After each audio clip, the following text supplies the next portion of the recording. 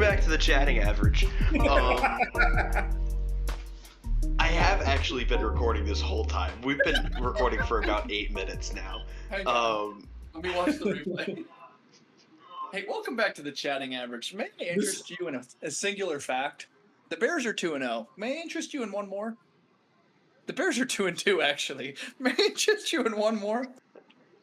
The prior to the 2025 season, the San Francisco Giants have not had a hitter hit 30 home runs in a year since 2004 Barry Bonds.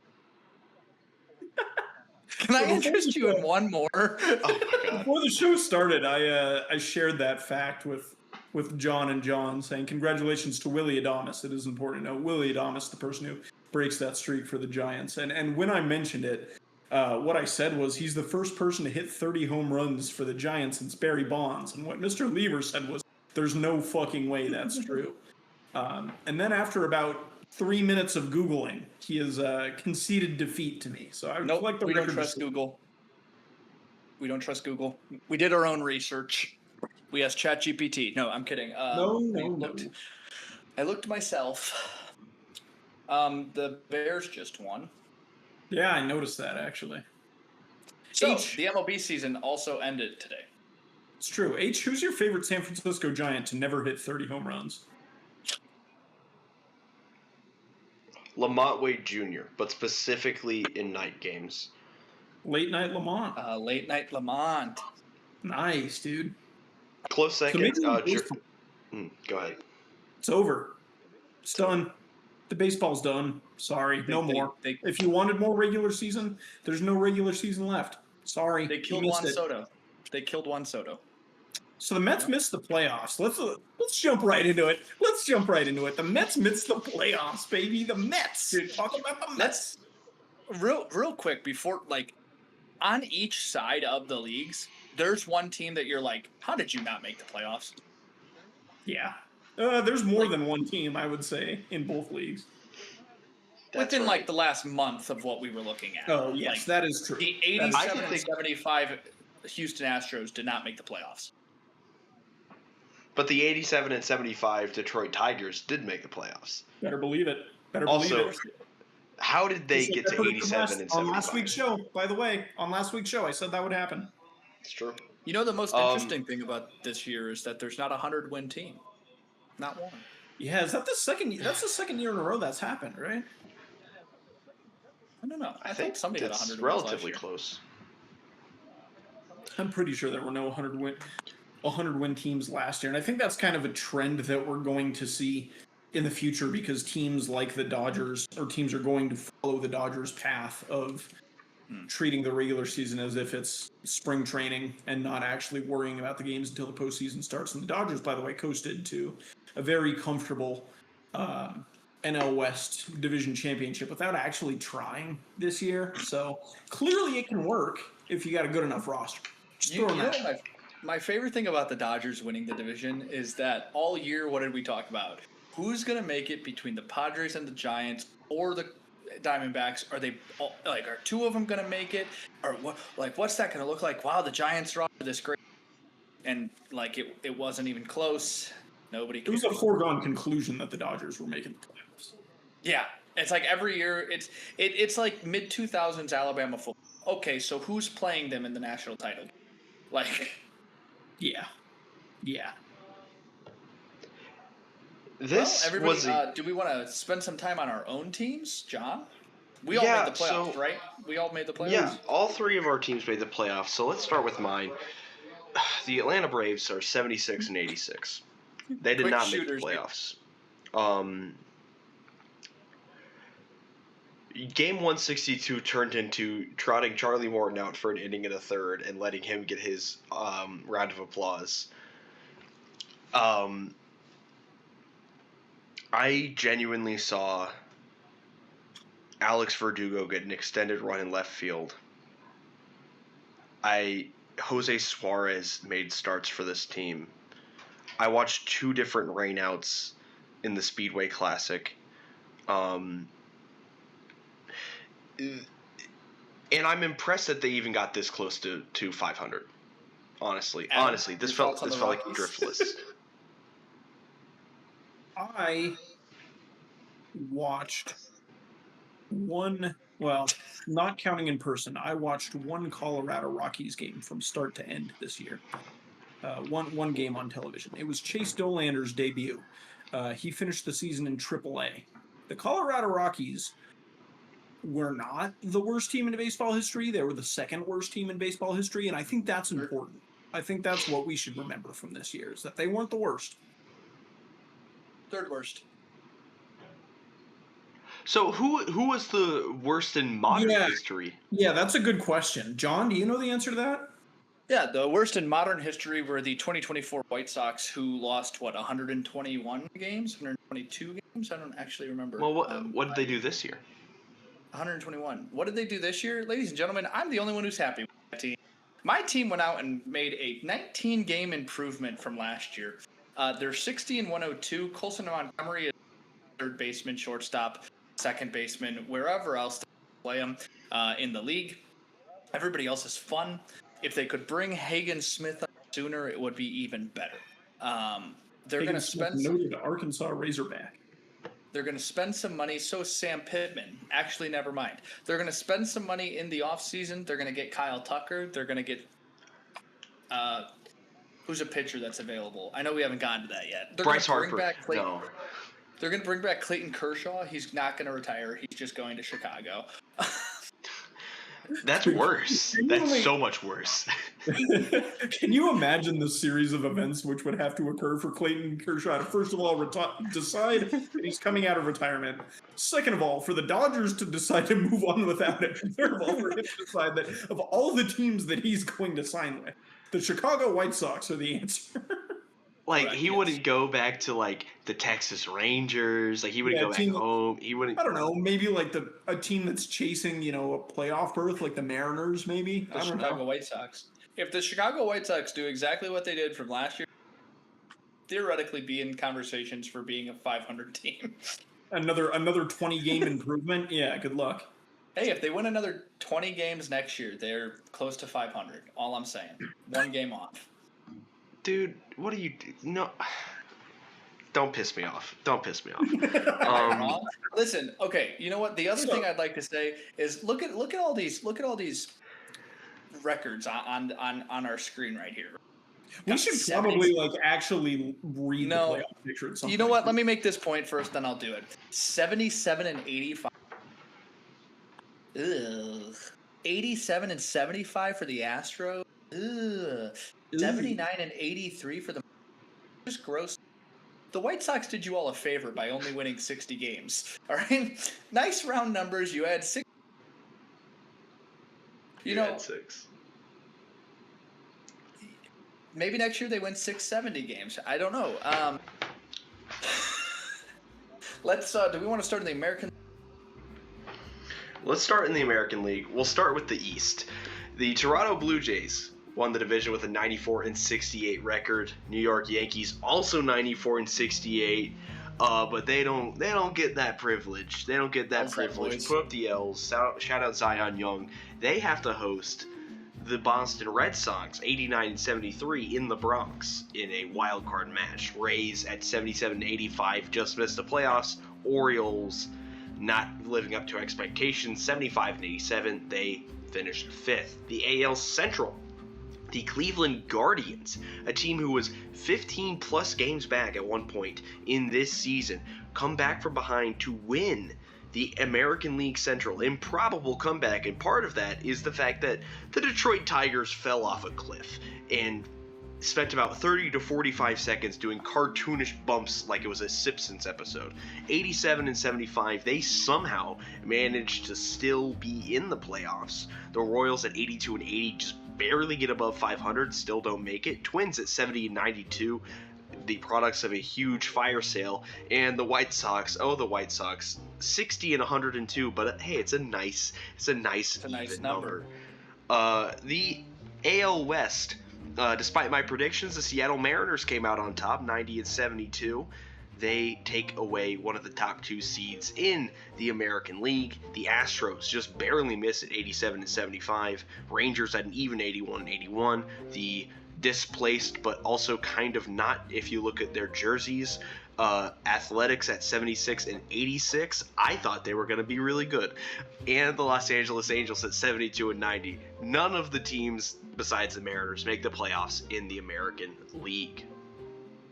John, of course, was the only person to think that the A's were going to win the American League West. We'll get into our preseason predictions after we go through and have some conversation about the teams that actually did make the postseason. A little preview of that right there. Yeah, H had a rough go of the AL West this year. What? No. Can we talk about how like the Yankees don't they're the second best team in the American League, and they have to host a wild card? Yeah, I mean, it's only a matter of time before we get a restructure to this postseason, because a team like the Yankees, kicks a fit about being, missing out on the division. They lose Blue Jays by literally a game, right? And as a result of that, not only do they not get the first week off, but they also, are a wild card team, so they face an uphill battle, kind of. My other thing about it, postseason, and this is similar to last year in football with, the Vikings and the Lions, where whoever won or whoever did not win that division was throwing a fit. I could see that happening in baseball in the future, but in my personal opinion, the playoffs already expanded a little bit too big. I don't think we need to restructure it. If you didn't win your division, sorry. Should have focused on winning your division. Don't know what to tell you. My thing is that, I would not make this argument unless, if they were 93 and 69 and the Blue Jays were 94 and 68, I'd be like, whatever. But, it comes down to the fact that, they might have lost one extra Blue Jays. And that's why they have to host a team. They don't get a week off. And I also don't think I make the same argument if it's the old schedule, because it's one game and you don't get a week off. You get 3 extra days instead of playing a wild.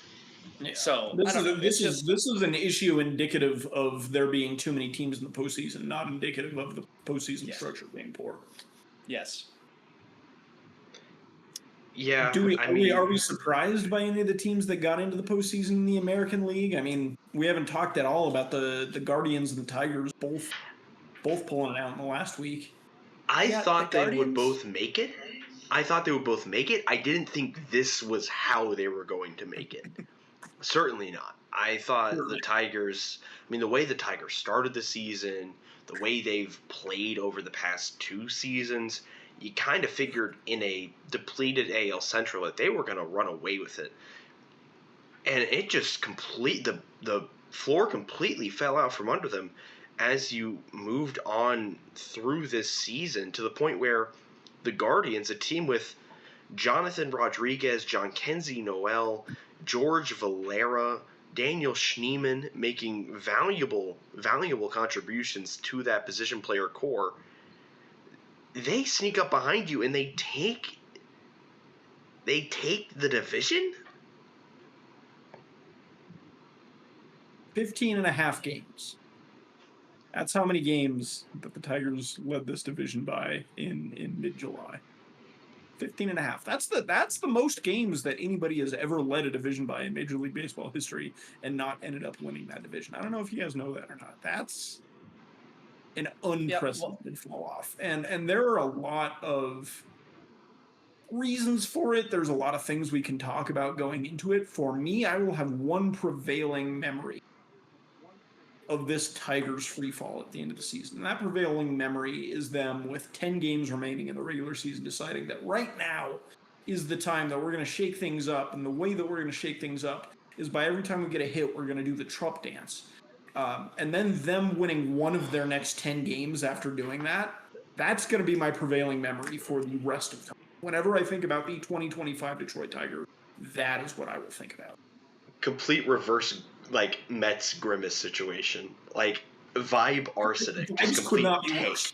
Could not be worse. I think that it's because we did write everybody else off, and then we were right for 4 months. Yeah. You know what I And mean? then we were Like, wrong the- again. like there was. I genuinely don't know how the Guardians finished 7 games over 500. The Tigers, for a long time, too, were the best team in baseball. They had the best Yeah. record in baseball for like months. And then they just stopped playing ball. My They thing stopped was for the entire first how long is the season? 6 months, 5 months, whatever. For the entire first 4 months, 5 months of the season, the Guardians were either winning a 1-0 game or losing a 1 game. Correct. Like they were losing 1-score games. Hey, at least we got there, but 1-score game and we lose. But this is all a of a team sudden, that's sold at the deadline. yeah. Not everyone though, and I think that's going to be important for this playoff run because they're going to beat the Tigers. Well, here's the thing. Part of the reason they didn't sell everyone is because they couldn't sell Clase because he got suspended. Couldn't sell Ortiz because he got suspended. That's the funny part is I thought that was like they were doing all nail. of this without the best closer in baseball. They should bring him back. The Tigers and the Guardians. Postseason games don't count towards suspension games. That's what I've always said. If the Tigers and Guardians make it to a tiebreaker in the wild card, if they have to play 3, they will have played 9 games against each other in a 17-day span. What's that starting from the 16th? Yeah. And that's and in those 17 days, as of right now, the Guardians are 5-1. I mean, the Tigers are the first major league team to hold a double-digit. They are the youngest person ever. They're the first major league team to hold a double-digit division lead. In September, they held the double digits, and they did not win the division title. That's the first time ever.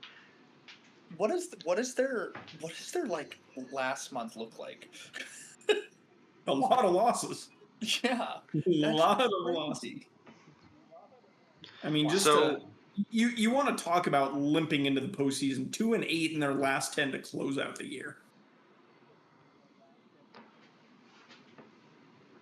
It's bad. It's bad. But they still have to tell you just how good that they were to start. Is that even with this terrible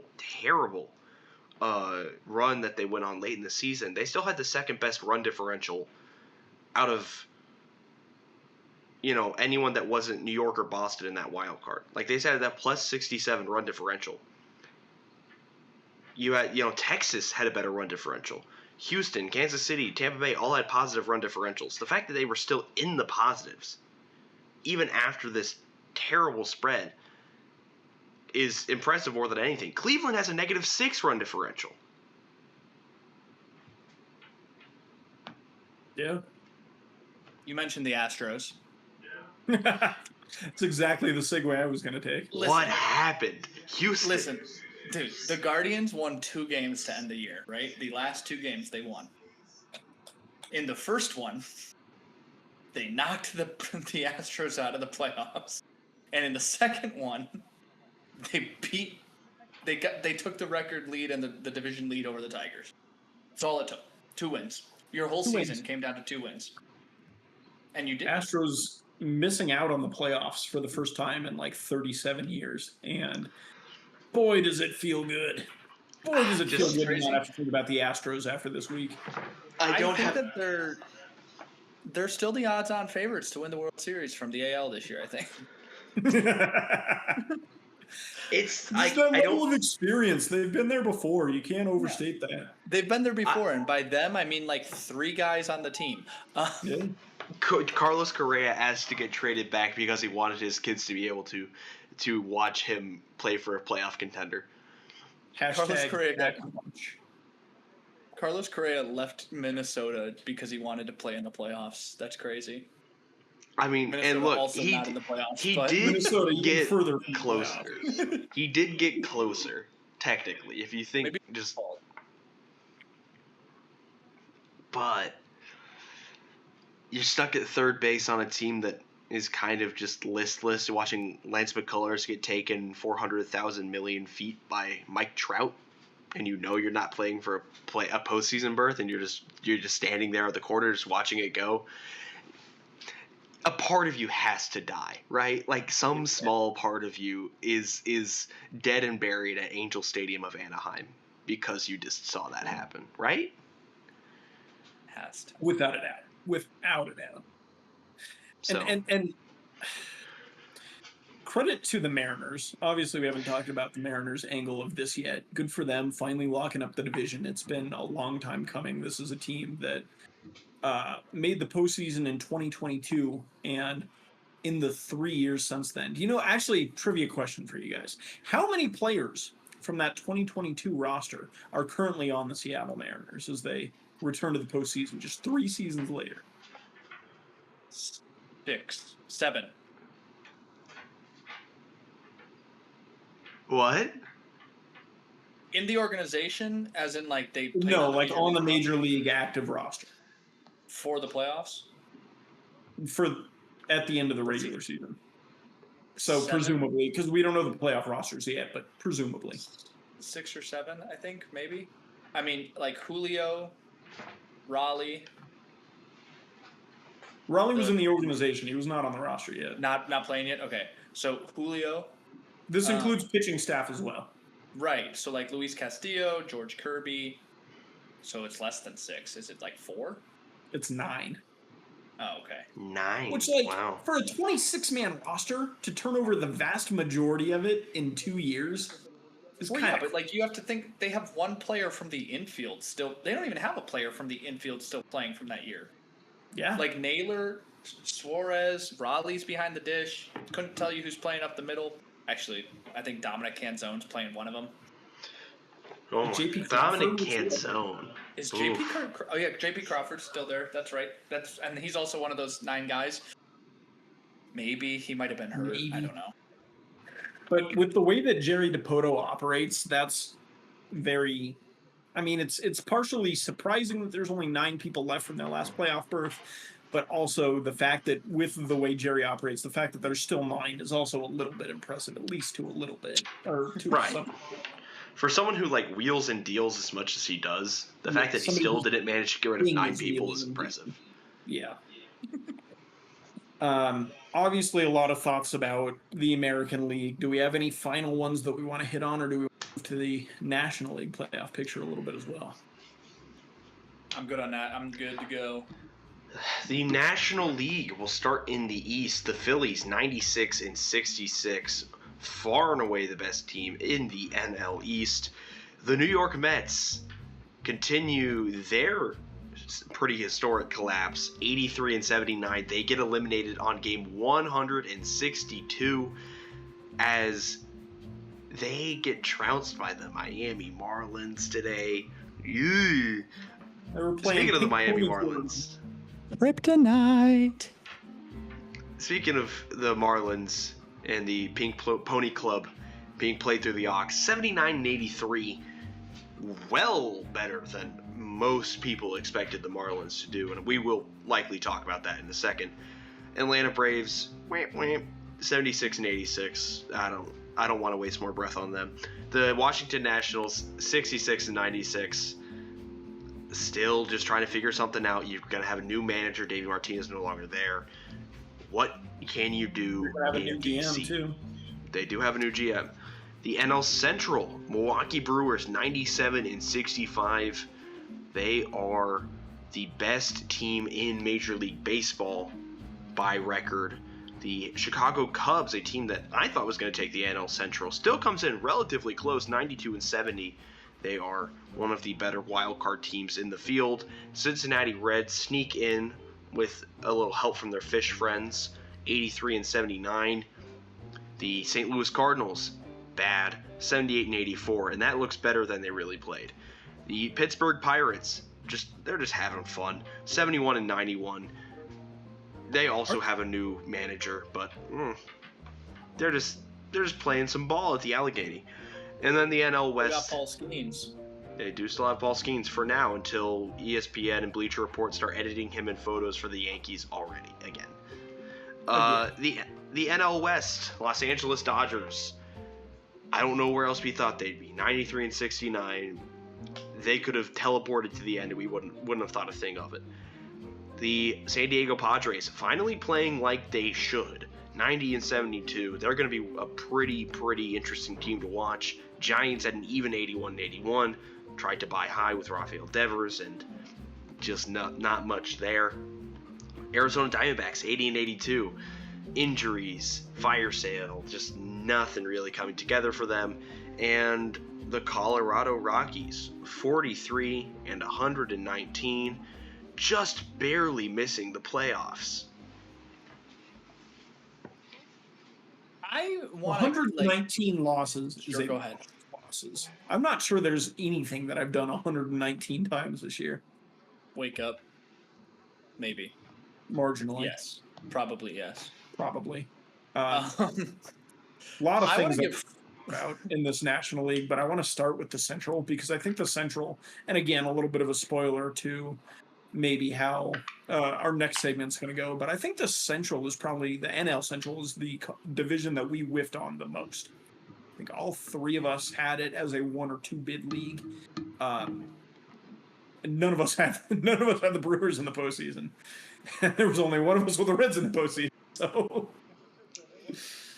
none of us had the Brewers? I swear I had the Brewers.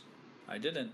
I want to give flowers at some point to the Giants, even though they only finished 81 and 81. And I think we need to talk about the Marlins. Oh, for sure. That's the surprise of the year right there. Yeah, because the Nationals were the team that we were like, hey, they're probably going to finish 4th this year, and it'll be another stepping stone year, and maybe the year after Pete. But, like, hey, the Marlins aren't that far off. Yeah, the Marlins did everything this year that we thought that the Nationals were going to do, or at least that I thought the Nationals were going to do. They're 4 games off of what would have been a playoff team. 4 wins. That's crazy. And it's the young guys there too, which is what I really like. But you're right. The Central, interesting. I don't think none of us had the Brewers winning. No, I don't think so. I had the Cubs. I think I also had the Cubs. You did. And then none of us, other than Adam, had the Reds. I think. They didn't win the division. But. It's so bizarre to me that this Reds team made the postseason because they didn't show signs of life basically for the entire season. And I think the fact that they're in the postseason right now says less about this Reds team, which, by the way, I still believe in. I still think their pitching staff's good. I still think they have really good position players. The fact that they're in the postseason says absolutely nothing about them. What it does is it says a lot about the New York Metropolitans. Yeah. Terrible team. I mean, just really, for the second highest payroll for a team that is throwing money at problems, and just nothing is there. Nothing is there. I think that's the issue. Is the throwing money at problems the issue? Doesn't solve them. That's what insanely rich people do. Is that it'll push it off and next time. And now you've got not good enough. Better pay for a better one. Now you've got Pete Alonso opting out again, and I have a really as difficult as it was to believe through the offseason that he was going to return to the Mets, and then he did at right before the proverbial midnight. He's not coming back to Queens. Not after this. There's no way. He's going to Chicago. I don't see a path forward with the Mets and with Pete Alonso. But the issue is, it's not like you can really rebuild with this team. And you got a lot of money tied up with Francisco Lindor. You got a lot of money tied up with Soto. It's not like you can jettison either of them. Do you think that they make a move with Lindor this offseason? If they made a move with anybody, it would be Soto, not Lindor. I don't think they move either of them. I think they run this back next year and have pretty much as little success next year as they did this year. I'm just saying, do you think that the Mets would take Chase Mydroth and the husk of Michael A. Taylor for Juan Soto? Michael A. No. Taylor just retired today. That's the Yeah, husk. that did Yeah, happen. I know. He's like Clayton Kershaw. He's coming back if we trade him to New York. He's not coming back. The White Sox. Nice. Let me pose a question to you guys. I love H, I know this one's going to hit a little close to home to you, so I apologize. But as a baseball fan, let me ask you, would you rather be a fan of a team like the Mets, for example, that looked like they had a ton of money tied up, they were expected to be a playoff team, they went the majority of the year being a playoff team, and then they lost it right at the very end, but at least you had some meaningful games in September? Or would you rather be a fan of another team in their division, the Atlanta Braves, who went into the year, another team that people expected to be playoff contenders and never got off the ground in the first place? Which of those two is worse? I think it's worse. I don't know. Okay, so my thing is like the Braves finished 5 games under 500. Like, Very not quiet. great. Very great. quiet. But at least that's like, you still got, like, if you watched every single, it's not terrible. Like, it's not great. Like, I thought your question was going to be, would you rather be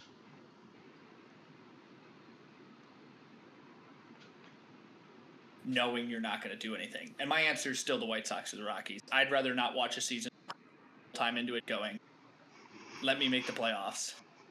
You can't hear anything I'm saying. I want to re-say that whole thing. We can just cut it and redo it. So my thing, where did I lose it? Pretty much all of it. You were like, thing, and then that's all we heard was your thing. He was like, I would rather. But that's just me. But that's just, I would still rather. His camera's gone. Yeah, I turned it off on purpose. I'm hoping that it'll help. It won't. My thing is like the Braves were only 5 games under 500. If you watched every game, all right, guys, just do the podcast without me. Oh, that's really funny. All right, you want difficult to edit around this. I'll just agree with whatever John says. I'm gonna say here that I think I have a hard time not saying the Braves just because the things that got you were injury. It wasn't that the team, in an ideal world, assuming every single piece performs as they did, either prior to injury or assuming that like an average season for them without injury, this could very well be a playoff team. I could see them playing better than the Reds did, you know? But, you know, we won't know what Reynaldo Lopez was going to play with for him being hurt, especially Schwellenbach being hurt. AJ Smith-Shawver, you've got Brian Sticker just standing there with his thumb in his ear being like, oh, what do you mean AJ Smith-Shawver's arm hurts? And then turning out to be a UCL tear. You won't know how Ronald Acuna would have played in a full season because he was really good up to the All-Star break, and then he got hurt again, and then he had to build back up from that one. Austin Riley's been on the IL twice already. There's a lot of pieces on this team that hypothetically could have been better. With the Mets, it's not that they were getting injured. They just weren't performing. Correct. And that in and of itself is worse, in my opinion. Yeah, I think it speaks to... I agree.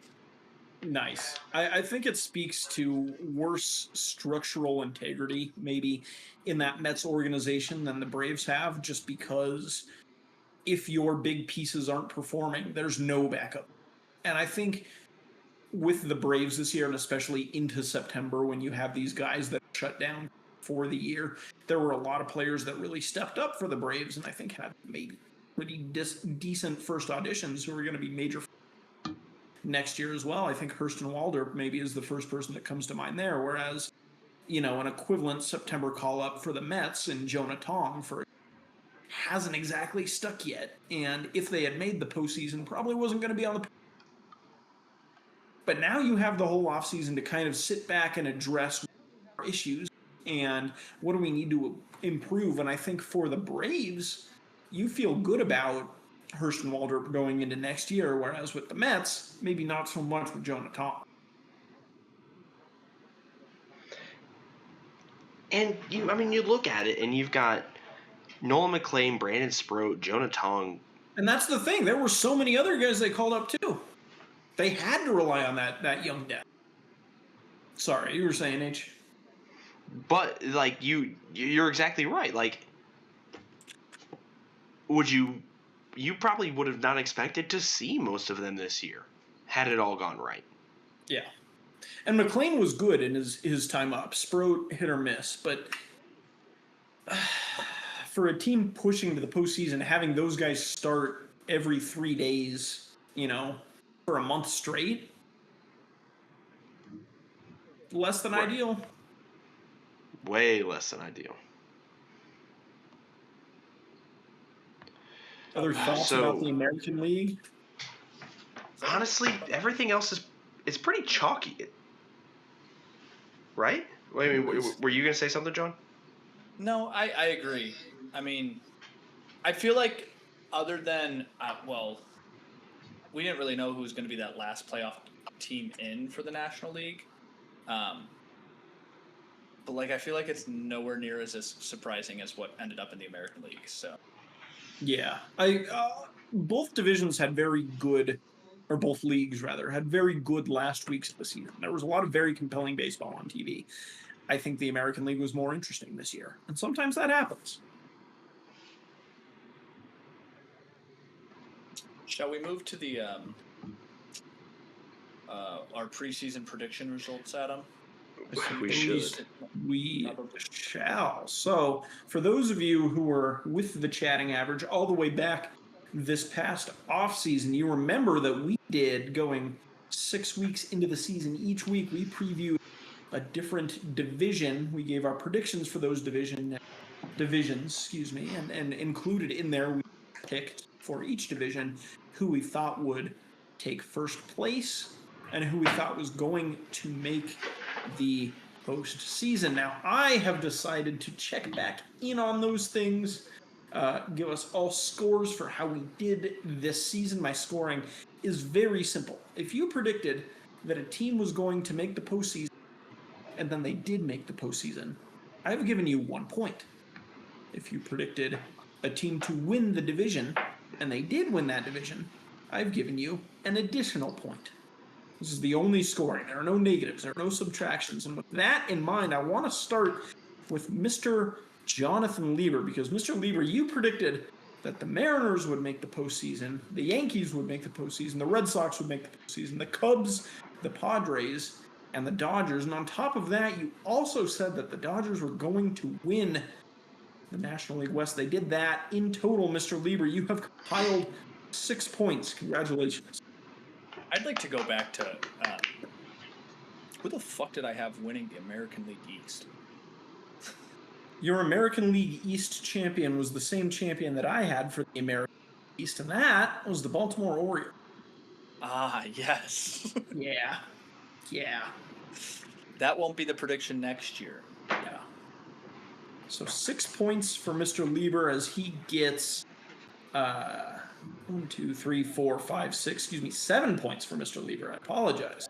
As he gets 6 teams into the playoff field. Congratulations, Mr. Lieber. We'll now go Mr. John Sansoni. You correctly predicted that the Tigers would make the postseason and the Guardians. The Yankees, the Red Sox, the Phillies, the Cubs, and the Dodgers. You also had the Dodgers winning it. You have bonus points for that.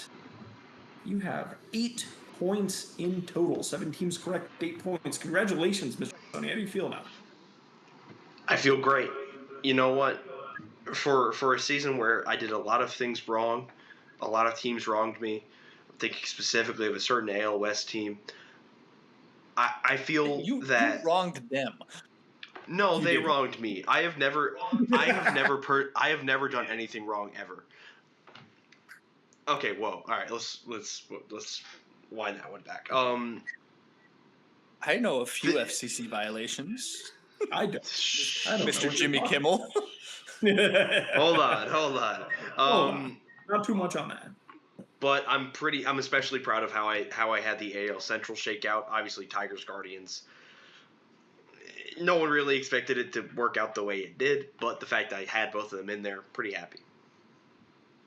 And Mr. Adam, That's me. you correctly predicted the Tigers, the Yankees, the Phillies, and the Cincinnati Reds. But on top of that, I also said, as you two gentlemen both also said, that the Los Angeles Dodgers would win the National League West. And I also correctly predicted that the Seattle Mariners would win the American League West. So I get 2 points for both of those. With that, I get 8 points with 2 division winners to your 1 division winner, Mr. Sansonia. I unfortunately am going to have to win to myself for this year, but a very valiant effort involved as well. It's okay, John. Don't worry. When we get down to the non-tender draft, Adam didn't record a single. I will be sowing what I reap. Do you have? I know we're not there yet. You don't have a single positive point. No, not even point one. No. You also have like 9 guys who got injured. Play the I had 3 players that did not appear in Major League Baseball this year on my team, which I feel like I should get do-overs for that. That's beside the point. Before we get to that, though, the playoff picture is set because, like we said at the beginning of this show, it's time for us to all be able to watch baseball because it's nationally televised. Let's go. Do we just want to give wild card predictions? We haven't talked openly about how we're doing. We definitely at some point should do a full playoff preview, but I think maybe we could save that for before the playoffs themselves actually start. They start on Tuesday. Okay. Well, we could do a very short prediction thing on tomorrow or Tuesday, or not. Yeah, I mean, it can even just go out on Twitter, so look out for that. Totally. We'll put out our stuff. But I think we should just go through in the wild card round. We think will win what those first round ALDS or NLDS matchups. Right. For what it's worth for me, which is probably not much considering my track record on predictions, I think the Guardians are going to beat the Tigers because you should not believe in the Tigers. 2-3 games? It's going to take 3 just because they keep seeing each other. It's going to be one of those things where it's like they're too familiar. And speaking of being too familiar with your opponent, Yankees Red Sox. This is probably that's a matchup. This is an ALCS level matchup in the wild card. And the fact that at 12:08 Central on Tuesday, I'm going to get to watch one of these games is absolutely ridiculous. I'm quite excited. But yeah, actually, you get to see it at 11 a.m. Mr. Mountain Time. I will be watching my laptop at work. Mr. Mountain, that's what we call him. That was my nickname in high school. 5'7". Giving him something there. I'm never going to get to this point. The Red Sox will win it in 2. I also have the Red Sox winning it in 2. I think they're a better team than the Yankees this year. I just think that the Yankees pitching staff is not very good. Also, their outfield, not very good. Sure. John, did you want to do you want me to do the AL? I don't know how we just did this. Do your AL, and then I'll do the Adam just kind of threw in who he thought was winning in Boston and New York. Do your AL. Do your AL. I have the Guardians winning in 2 because I don't think Detroit's alive. Actually, that's not true. I have the Guardians winning in 3. They lose the first game, though, because Scooble pitches. I think. I'd assume. Probably. And then in the Boston-New York series, I agree. Boston in 2. Yankees don't win a game. It does kind of suck that, like, the American Wild is just like division team versus division team. I've That's already watched this unfortunate. happen Like 12 times. you're this going year. to run into that with this many teams in the playoffs. Like it's just bound to happen. Yeah. And then the other thing is I've already watched Boston and on Sunday Night Baseball 17 times this year. Yeah. Yep. Buster, only if you're listening, fuck you. My American League wild card this year is the Guardians winning in 2. I have the Red Sox winning in 3. I think the Yankees take game 2, force a game 3. I think game 3 is the one that the Yankees do postseason. They have one game where they just lose by 16 runs, and I think that's going to happen in game 3, and it's going to end the Yankee season, and it's going to be very, very fun. John, your National League wild card. Dodgers take it from the Reds in 2. That's just coughing baby hydrogen bomb. Cubs take it from the Padres in 3. That's going to be a really, really fun one. I think you just have a little more tenure in this Cubs team for just a little more depth to pull from. It really sucks that you lose Cade Horton this close to that, especially with... How many games do you have this going? 3. I think this goes 3. And who's starting game 3 for the Cubs? I'm starting game 3. Okay, fair enough. I don't think it will matter because I don't have a lot of confidence in what was purported to be a pretty good Padres bullpen. I do not think I trust them in this scenario. My National League wild card, the Dodgers win it in 2, the Padres win it in 3, mostly because Shota is probably going to pitch game 3. They don't have Horton, which we already said, so it'll probably be Boyd, Tyone, Shota if they go to 3 games. And Shota has not looked good in the first inning, and I think that matters in the playoffs. And if you get into your bullpen by the 4th, you're screwed.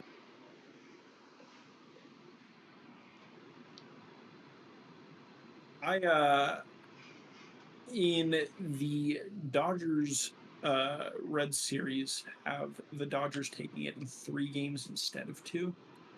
And the reason that I have them taking it in 3 games instead of 2 is because I think the Dodgers are going to take 1 game really to ramp up into full postseason mode. They're not there yet. They need some time. I also additionally think that Gavin Lux is going to hit in game 1 for the Cincinnati Reds, and Twitter is going to make a huge thing about it. And then the Dodgers are going to beat them by 20 runs combined in the next 2.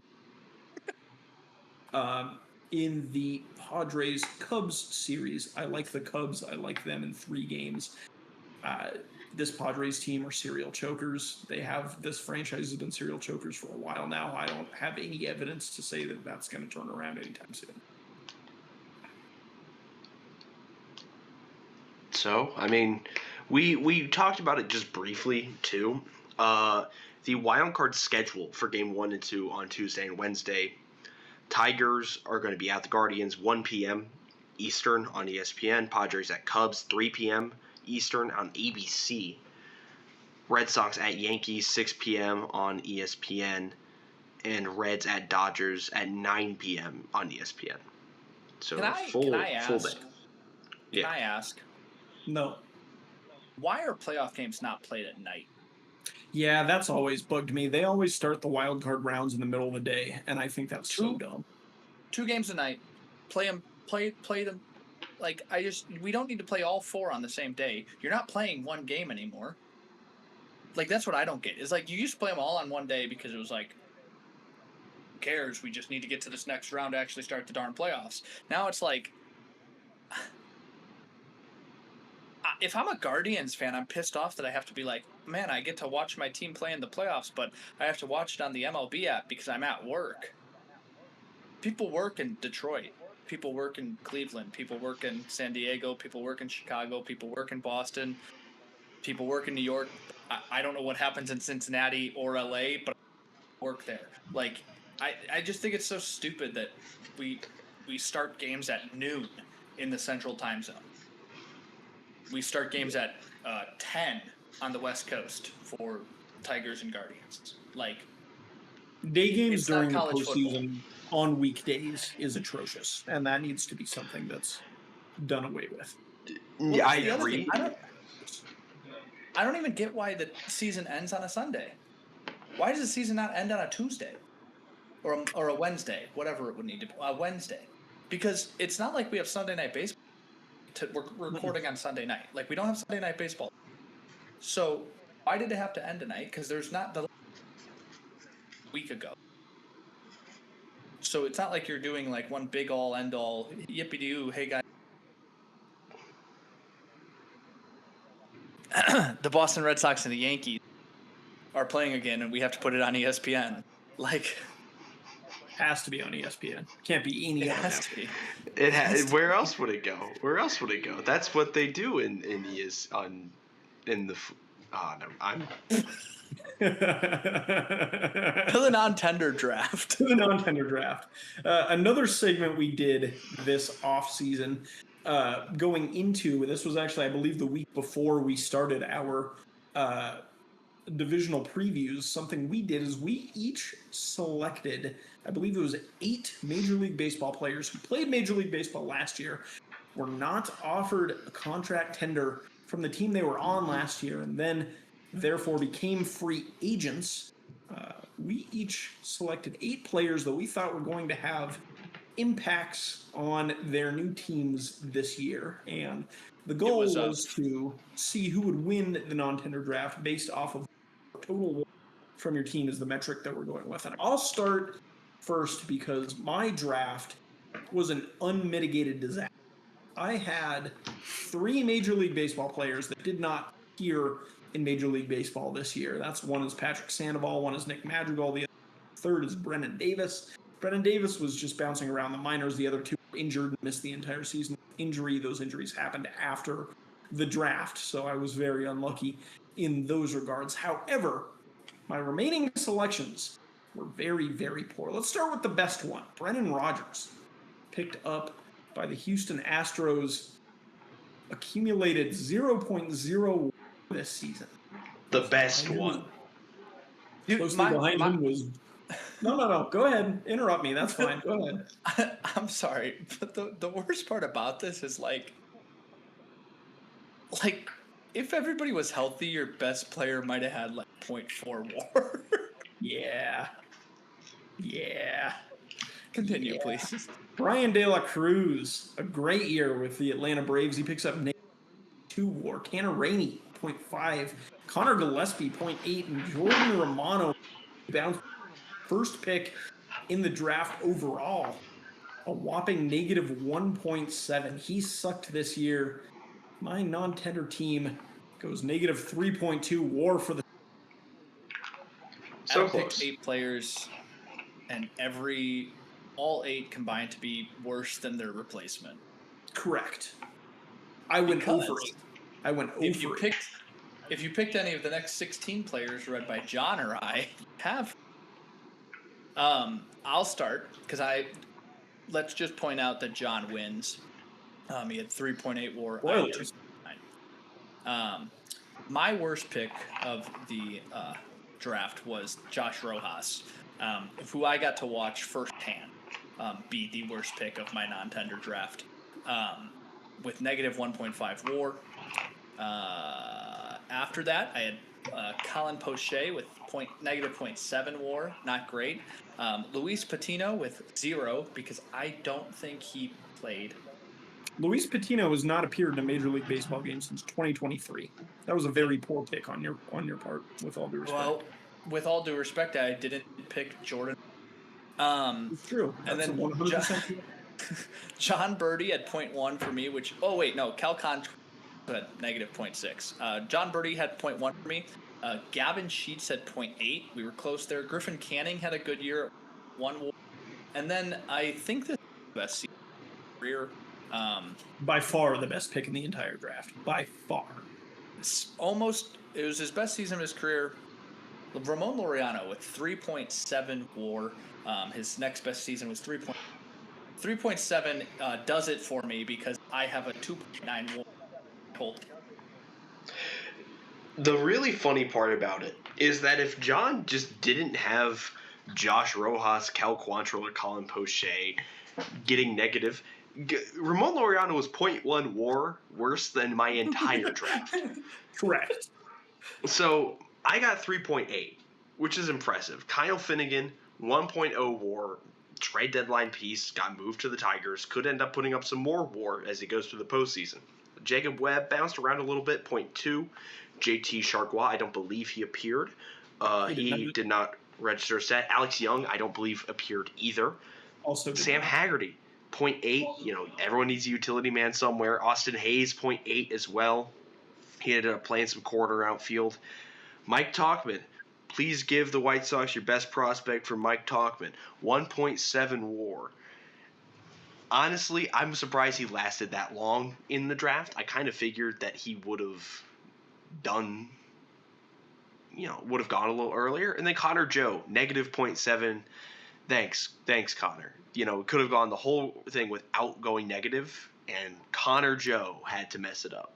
The very last pick in the draft, Mr. Irrelevant. You did pick Connor Joe, though. You did pick Connor Joe. Real quick, you should give us your best prospect for Mike Tauchman this offseason because Kyle Tucker Sox, and we won't need him in the outfield. Kyle Tucker is not going to the White Sox. Kyle Tucker's. I'm sorry. I'm sorry. This is bait. Don't rage bait me like this. I can't believe I'm saying this, but I miss when the game. What? We didn't have these conversations in the offseason. He didn't have hope. It was great. You're right. The White Sox were not. You were deluded by the Chicago White Sox. Yeah. 6 months ago. It was great. My Chicago White Sox have the biggest upside of anybody to call. No, they don't. Okay, unfortunately, the Chicago White Sox have the mandate of heaven, but besides that, you can't say much. Look, man. That was their biggest offseason acquisition right there. The papacy. Look, man. All I'm saying is that we had this whole no, I'm not going to get into late Chinese dynastical history right now. It's not worth it. I believe it's grid time. It is grid time. The Immaculate Grid is a 3x3 grid with 3 rows and 3 columns. There are 9 intersections. You can name for teams or stats or other categories. You have to name a player that matches with the 2 rows and columns that intersect it and get the rarest possible combination. John is looking repulsed. Somebody else is going to have to pull this up because somebody else is going to have to pull up the grid and put it in. All right, I can do it. I can do the grid today. I'll be on grid duty. Whoa. Yeah, that also. Who? Okay, so the grid. So your vertical columns this week are less than or equal to 3.0 ERA career pitching, born outside of the 50 states in D.C. and in the Hall of Fame. And then from top to bottom, you go Cy Young, 20-plus win season pitching, or 30-plus save season pitching. This is ridiculous. Yes, I agree. Our rarity score is going to be 500 today. Cy Young, born outside the 50 states in D.C. Vida Blue. Yeah, honestly, sure. Born outside of the 50 states in Cy Young? Is that what we said? Yeah. Vida Blue. Vida Blue does not fit. Cool. Great start over. 0 for 1. Did Vida Blue not win a Cy Young, or was he born inside the United States? To the board. Okay, 20-plus win season. I have a. Vida Blue was born in Los Angeles. Obviously, I have a 30-plus save season and a less than ERA. Dustin Hermanson. Hermanson? Yeah, HERMANSON. Dustin Hermanson does not belong in that spot. All right. 30 plus save. We are 0 for 2. Okay. Whoa. Hang on. Yes, he does. 3 ERA or less than 3 ERA, 30 save season. In 2005, he had a 2.04 ERA and 30. This is career ERA, not season ERA. Oh my God. Jesus. You know what? This has been the chatting average. Whoa. Thank you guys for tuning in. We plan on doing episodes. You can follow us on Twitter at the Chatting AV. You can listen wherever you get your Spotify podcast, Amazon podcast. If you see John Sansone, pat him on the back. He needs it.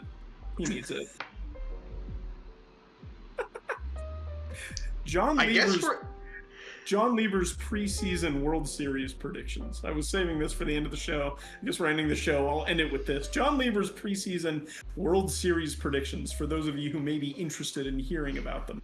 I'd like to start with his American League World Series team that he had finishing as runners-up, the Texas Rangers, and the National League World Series champion, not just the National League champion, the World Series champion for the New York Metropolitans.